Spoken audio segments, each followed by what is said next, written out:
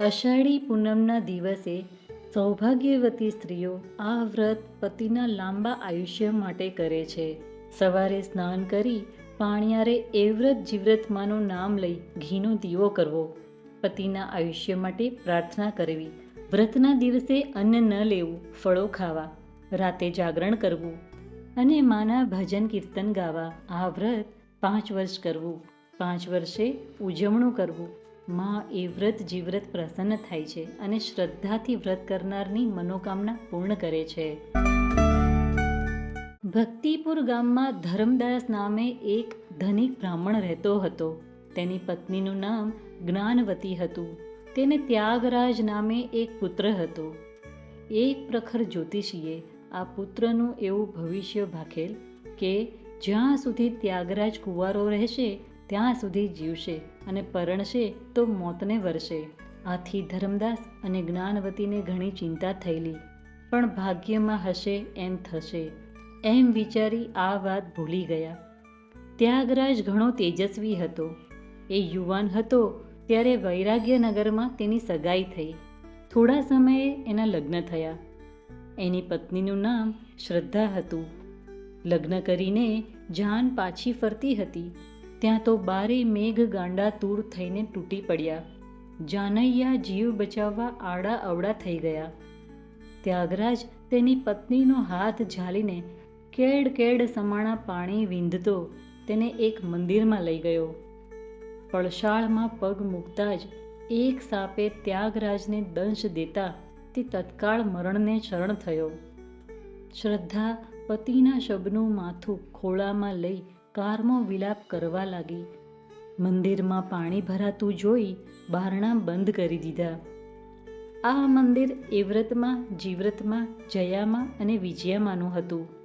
ચારે દેવીઓ પૃથ્વી પર ફરવા ગઈ હતી. મધરાતે એ વ્રતમાં આવ્યા. બારણાં બંધ જોઈ સાદ દીધો, મારા મંદિરમાં હોય એ બહાર આવે, નહીંતર શ્રાપ દઉં છું. શ્રદ્ધા પતિનું મસ્તક નીચે મૂકી બહાર આવી. બારણું ખોલતા જ એની આંખો અંજાઈ ગઈ. તરત એ માના પગમાં ઢળી ગઈ. દયા કરો માં, દયા કરો. એ વ્રતમાં એ મંદિરની અંદર કોઈ પુરુષને સૂતેલો દીઠો. તરત એ બોલ્યા, હે અબળા, હું માં એ વ્રત છું. તું કોણ છે અને આ પુરુષ કોણ છે? મારું નામ શ્રદ્ધા છે માં. આજે જ પરણીને આજે જ વિધવા થઈ છું. વરસાદથી બચવા અમે આ મંદિરે આવ્યા. પડશાળમાં જ સાપે મારા પતિને દંશ દીધો અને પળમાં પ્રાણ પ્રહર્યા. હે દયાળી, મારો ચાંદલો અખંડ રાખો. એ વ્રતમાં બોલ્યા, હું કહું એમ કરે તો તારા પતિને સજીવન કરું. માં, મારો સુહાગ સજીવન થતો હોય તો મારો પ્રાણ આપવા પણ તૈયાર છું. શ્રદ્ધા બોલી. એ વ્રતમાં એ હસીને નજર કરી તો મળધામાં સળવળાટ થયો. ત્યાગરાજે પડખું ફેરવ્યું, પણ ત્યાં તો એ વ્રતમાં અંતર્ધ્યાન થઈ ગયા. શ્રદ્ધા ફરી બારણાં બંધ કરીને વિલાપ કરવા લાગી. મધરાત પર એક ઘડી વીતી ત્યાં જીવ્રતમાં આવ્યા. બારણાં બંધ જોઈને ક્રોધ કરતા બોલ્યા, કોણ છે મારા સ્થાનકમાં? બારણાં ખોલ, નહીતર બાળીને ભસ્મ કરું છું. આંસુ સારતી શ્રદ્ધા બારણાં ખોલતા જ માના પગમાં ઢળી પડી. એની કરુણ કથની સાંભળતા જીવ્રતમાં બોલ્યા, મારું કહ્યું કરે તો તારા સુહાગને સજીવન કરું. શ્રદ્ધાએ વચન આપ્યું. ત્યાગરાજ થોડો સળવળીને શાંત થઈ ગયો અને જીવ્રતમાં અદૃશ્ય થઈ ગયા. શ્રદ્ધા દોડીને પતિ પાસે આવી. પતિના શરીરમાં ગરમી આવી હતી, પણ જીવ નહોતો આવ્યો. શ્રદ્ધા ફરી વિલાપ કરવા લાગી. રાતના 3જા પ્રહરે જયામાં આવ્યા. શ્રદ્ધાએ બારણાં ખોલ્યા અને રડતા રડતા બધી વાત કરી તો જયામાએ પણ એની પાસેથી વચન લીધું. ત્યાગરાજ જરાક સળવળીને શાંત થઈ ગયો અને જયામાં પણ અલોપ થયા. શ્રદ્ધાના રુદનનો અંત ન આવ્યો. 4થા પ્રહરે વિજયામાં આવ્યા. શ્રદ્ધાએ માને પગે લાગીને પોતાના પતિને સજીવન કરવા આજીજી કરી. ત્યારે વિજયામાએ પ્રથમ વચન લીધું. પછી એના પતિ પર હાથ ફેરવ્યો.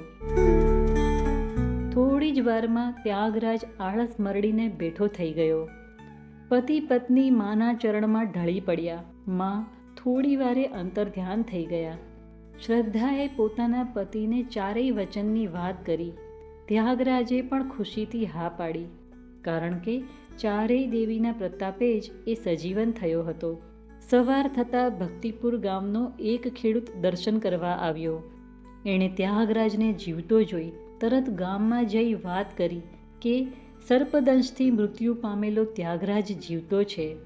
આથી ધર્મદાસ અને જ્ઞાનવતી મંદિરે આવ્યા. શ્રદ્ધાએ સાસુ સસરાને બધી વાત કરી. દેવી પ્રસન્ન થયા અને પુત્ર સજીવન થયો. એ જાણી માતા પિતાના હર્ષનો પાર ન રહ્યો. વાજતે ગાજતે વહુ દીકરાને ગામમાં લઈ ગયા. સમય જતાં શ્રદ્ધાને સારા દિવસો દેખાયા. 9મે માસે એણે એક પુત્રને જન્મ આપ્યો. ધર્મદાસ અને જ્ઞાનવતીએ સાકરના પડા વહેંચ્યા. હવે વાત એમ બની કે રાતના પ્રથમ પ્રહરે એ વ્રતમાં શ્રદ્ધાના ખાટલા પાસે આવ્યા અને બોલ્યા, દીકરી, હું એ વ્રતમાં છું. તે મને વચન આપ્યું હતું. હું તારો પુત્ર લેવા આવી છું. શ્રદ્ધાએ બંને હાથ જોડીને માને વંદન કર્યા અને દીકરો આપી દીધો, કારણ કે એ વચને બંધાઈ હતી. સવાર પડતા જ્ઞાનવતીએ આવીને જોયું તો વહુના પડખામાં દીકરો ન મળે. એ તો ગભરાઈ ગઈ. શ્રદ્ધાએ સાચી વાત કહી, પણ જ્ઞાનવતીના ગળે વાત ન ઉતરી. એણે તો રડી રડીને આખું ગામ ગજવી મૂક્યું અને બૂમો પાડવા લાગી કે મારી વહુ ડાકણ છે, દીકરાને ભરખી ગઈ, ઉપરથી દેવીનું બહાનું કાઢે છે. થોડા દિવસ વીત્યા. ત્યાં શ્રદ્ધાને ફરી દિવસ રહ્યા. પૂરા માસે દીકરો જન્મ્યો. એ દીકરો જીવ્રતમાં લઈ ગયા. જ્ઞાનવતીએ વહુને ડાકણ ડાકણ કહીને ફરી આખું ગામ ગજવ્યું અને નક્કી કર્યું કે હવે તો હું જ ચોકી કરીશ. સમય જતાં શ્રદ્ધાએ ત્રીજા દીકરાને જન્મ આપ્યો. જ્ઞાનવતી ખાટલા પાસે બેસીને ચોકી કરે છે. જયામાએ ધારણ મૂક્યું તો બધા જ ઊંઘી ગયા અને જયામાં દીકરાને લઈને અંતર્ધ્યાન થઈ ગયા. સવારે જાગીને જુએ તો દીકરો ન મળે.